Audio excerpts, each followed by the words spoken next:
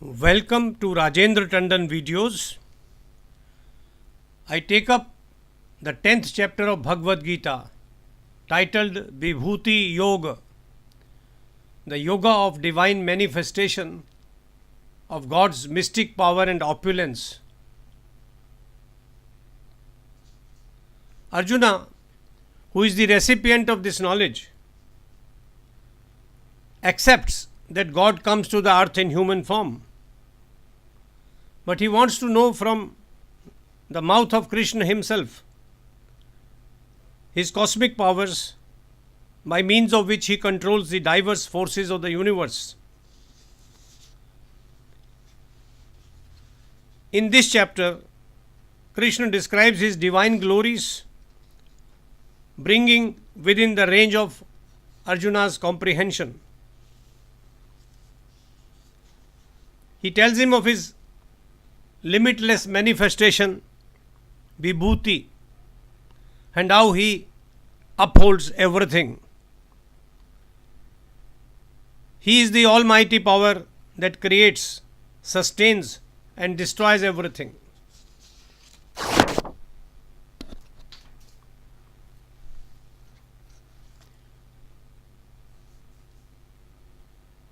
The essence of this chapter is that whatever in existence is powerful, glorious, and beautiful is but a fraction of God's splendor. His manifestation is endless. The best qualities of human beings originate in God. Therefore, worship Him constantly and with devotion, because bhakti awakens divine consciousness.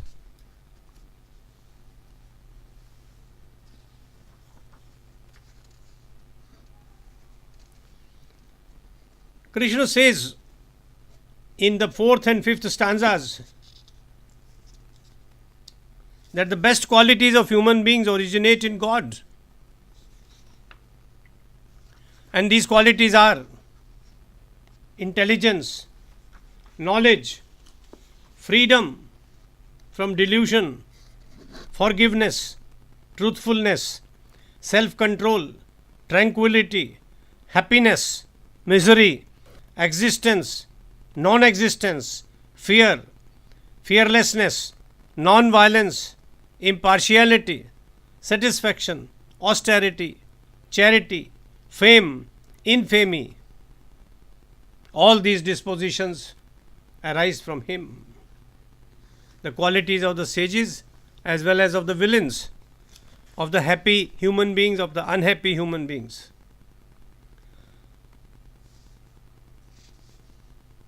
"5,000 years ago, the rishis are talking of non-violence.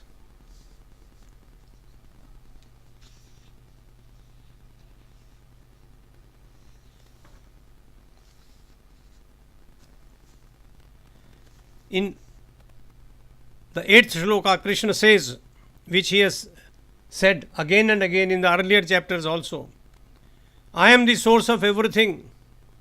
All proceeds from me. And knowing this, the wise, immersed in the love of God, adore Him. Aham sarvasya prabhavo mattah sarvam pravartate iti matva bhajante ma buddha bhava samanvita.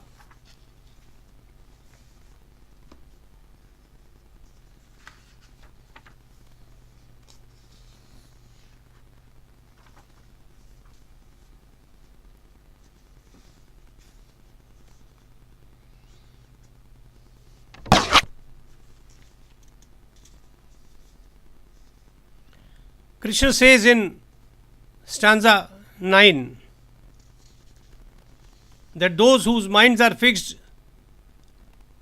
on Him and whose lives are absorbed in Him, they derive satisfaction and delight from enlightening one another and always speaking of Him.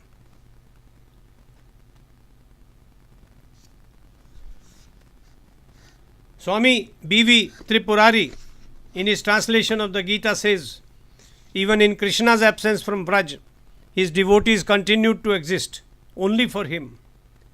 Their minds were fixed on him.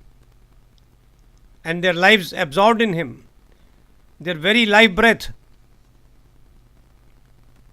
They eternally discussed only Krishna and His Braj Leela. And then in the 10th shloka, Tesham satata yuktanam bhajatam priti purvakam dadami buddhi yogam tam yen mam upayanti te. They are constantly devoted to me. They worship me with love. I give them the power of discrimination by which they can reach me. The emphasis is on constant devotion to awaken divine consciousness. That is the knowledge we have to gain. Again, quoting Tripurari, Krishna inspires the gopis in selfless action.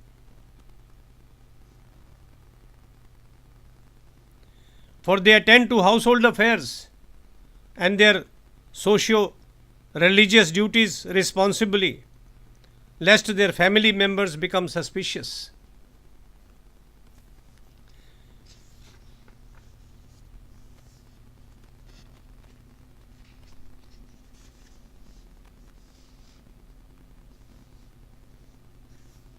But Arjun wants to know more. He says, you are the supreme Brahman, the supreme abode, the supreme purifier,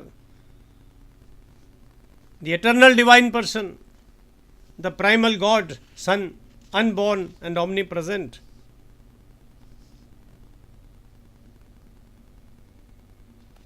Tell me of your glorious manifestation.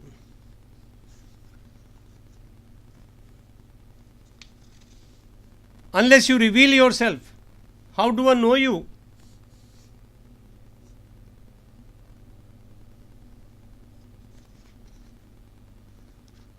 He wants everything in words.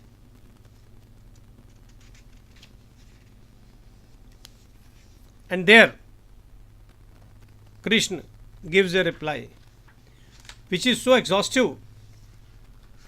It blows our mind. Who is God? There is an effort to define. In Shloka 20, Krishna says, Aham Atma Gudakesha Sarva Bhutashaya Sthita Ahamadishcha Madhyamcha Bhutanam Anta Evacha. I abide in the hearts of all things. Of all beings, I am the beginning, middle and end. I am Vishnu. I am the radiant sun. In the heavenly bodies, I am the moon. Of Vedas, I am the Samaveda. Of the gods, I am Indra. Of the senses, I am the mind. And of the living beings, I am consciousness.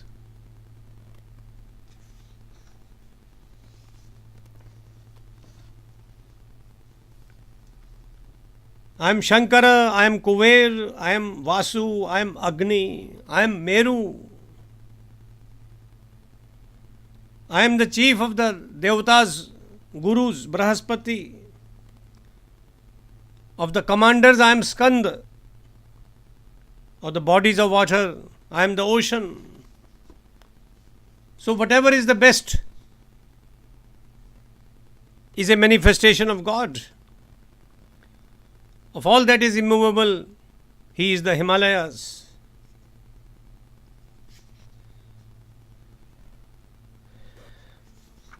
Amongst men, He says, I am the king. Of weapons, I am the thunderbolt. Of cows, I am Kamdhenu, that can grant any wish.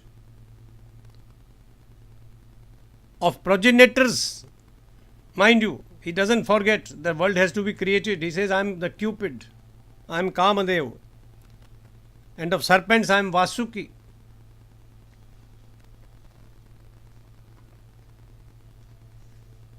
I am Varuna. I am the wind. Amongst warriors, I am Rama, who defeated Ravana. Amongst rivers, I am the Ganges, the holiest of the rivers.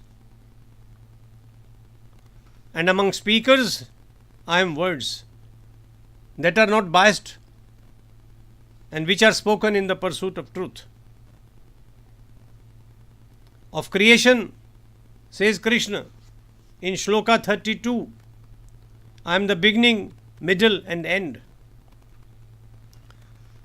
And of knowledge, I am knowledge of the Supreme Self. In 34 he says, I am death, destroyer of all. I am the source of all things to be. Of women I am fame, prosperity, speech, memory, intelligence, fortitude and forbearance. Of meters I am Gayatri. Of months I am Margashirsha. Of seasons I am spring. How carefully the best has been chosen for description.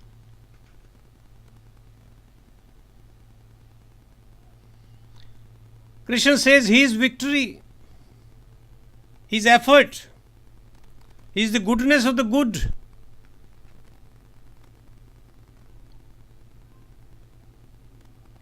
Sattvam, sattva, vatam, goodness of the good.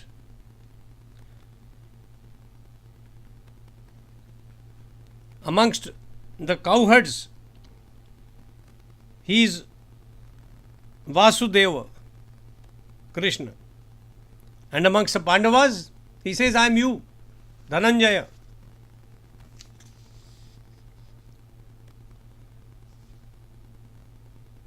Of victors, Krishna is the guidance they follow. Of secrets, he is the silence. Of the wise, he is the wisdom.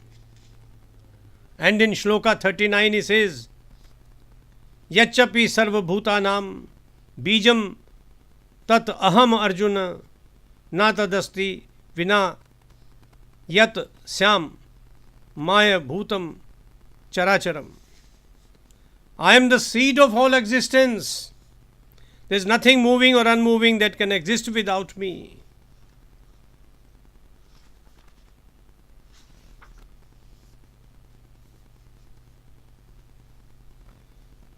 There is no end to my divine manifestation, he says. It's only a part of what has been, what is there. He is telling only a part of that, a fraction of that.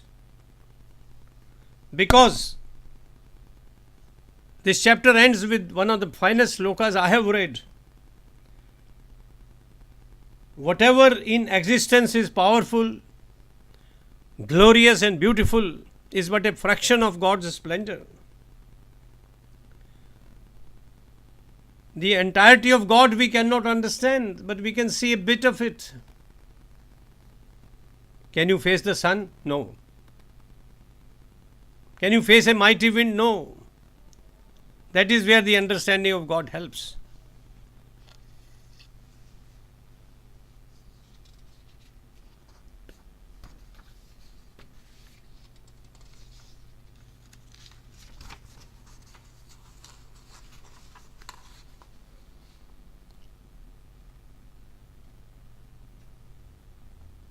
In between we are told, by day I gleam the golden sun of burning clouds. Burning cloudless noon. By night amid the stars I glide, the dappled moon. Of the viewless virtues, fame, fortune, song am I, and memory and patience and craft and constancy. The splendour of the splendid and the greatness of the great. Victory I am and action. With that we end this chapter.